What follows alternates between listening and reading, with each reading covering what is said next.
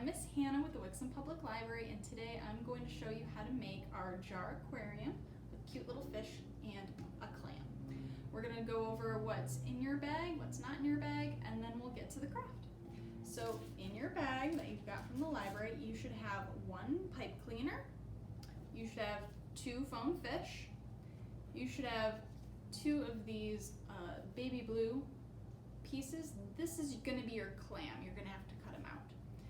You will have 1 baggie of eyeballs and 1 bag of sequins.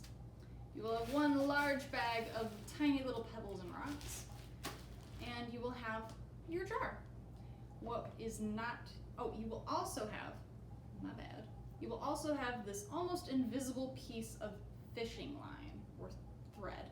It's you can barely see it, but that will be in your bag. Look hard. What you will also need, you will need a marker, a pair of scissors. You are going to need some tape. You can try to use glue for a couple parts, but tape is really easier. And you will need liquid glue. All right, so if any of these things weren't in your bag, please contact us. We also want to see pictures. If you want, you can email us or tag us on Facebook or social media with Wixom Library DIY. All right, let's get started. All right, so the first thing that we want to do is we want to make our fish and the top of our clam with sequins and the googly eyes. So actually, we're going to use our googly eyes and open this bag. We're going to set aside 2 googly eyes for our clam. We're not going to use them yet, but we want 1 googly eye each for our fish. And you can peel off the backing and stick it on where you want. I'm going to stick it on right here. Since it's your fish, you can stick it anywhere you think a fish eye should go. And if you're having trouble with this backing, you can use liquid glue and glue it on. I would also like to give my fish some smiley faces. That's the only thing I really use the marker for. Oh, we can also give them, we can accent the fins so they look more like fins.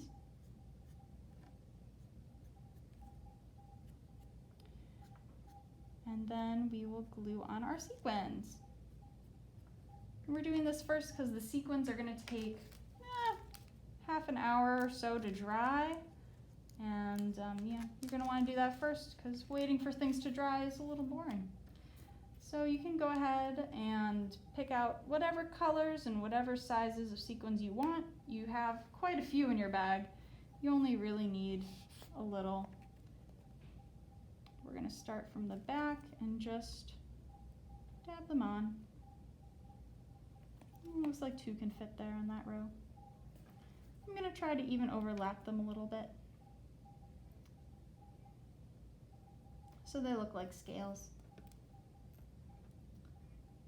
And we're going to just make this one a rainbow fish. And if you haven't checked out that book, it's a pretty good one.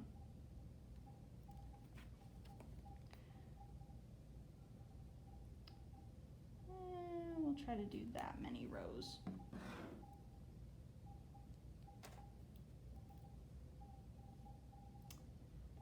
Just any kind of the sequins. I'm using the big ones because they're easier for me to pick up. But here's a small one.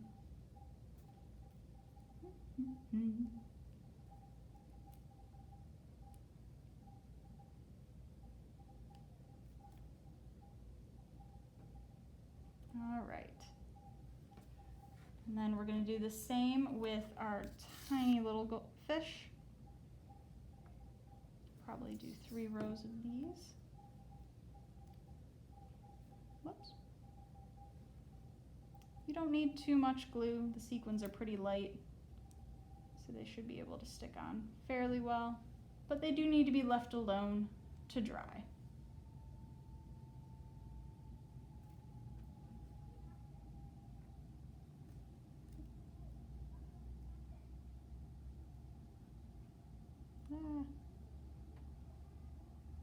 You will get glue all over your hands, but You can peel it off later.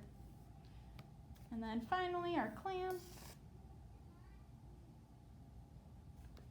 can really only handle about 3 rows of sequins.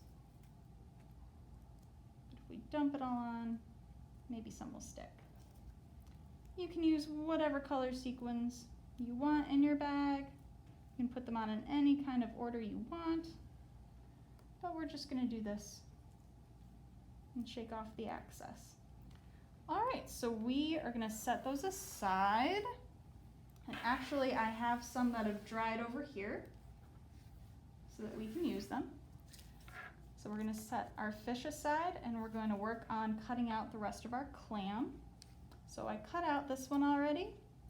So we're going to cut out the bottom part of our clam.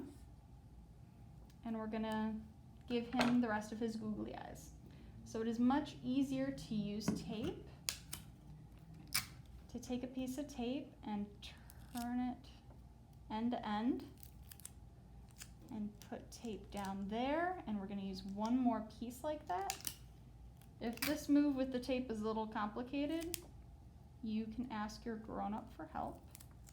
I'm sure they will be more than happy to help you.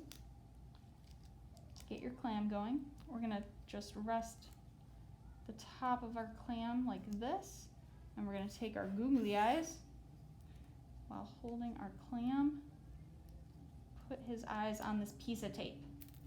Whoops.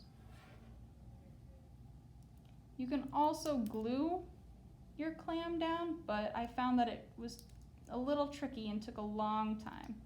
So instead, we'll just tape his googly eyes on. Little disembodied eyes, but he's cute.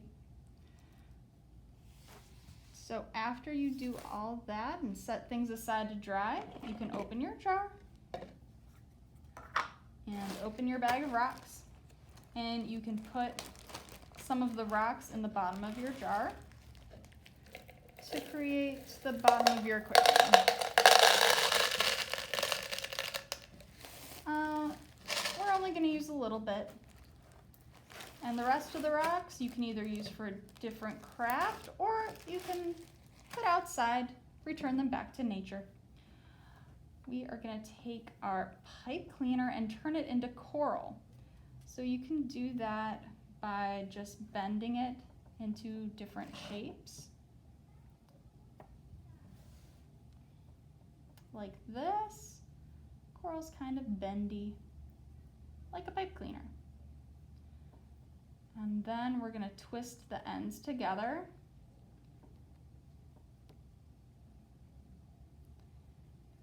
So that we have something that the rocks can hold on to. So it'll stand up in there. So we are going to set it in there like that, and then put the rocks back. Nope, that didn't work that time. Let's try that one more time.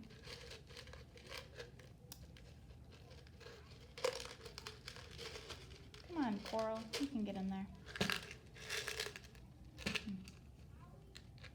Maybe we'll add a few more rocks to really hold that coral down.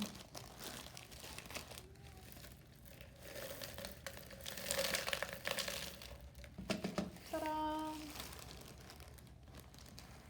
And then it's a matter of putting our clam inside there. We'll just drop him in. Oops. And if you don't want to have your clam in there, if you want him somewhere else, that's fine. We are going to take that invisible piece of thread and we're going to cut it a little shorter than what's left of the space in our jar. And we're going to do that twice. So you should have more than enough of this invisible thread. We'll set aside the excess. And we're going to use tape again. We're going to tape one end of each string onto the bottom part of the inside of our jar lid. And then the other parts we're going to tape to our fish. So we're going to tape the end of the invisible thread to our fish. And then tape the other end to the inside of the jar. And we're going to do the same thing with our bigger fish. So one end goes on the back of the big fish, and the other end goes onto the jar. And I'm going to try to get my bigger fish a little higher than my smaller fish.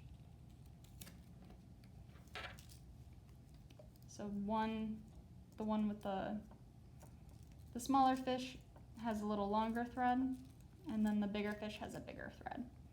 And then we're just gonna screw on the top. We're gonna place our fish inside the jar.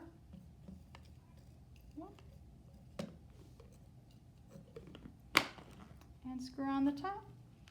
And there you have a lovely aquarium. Thank you so much for watching.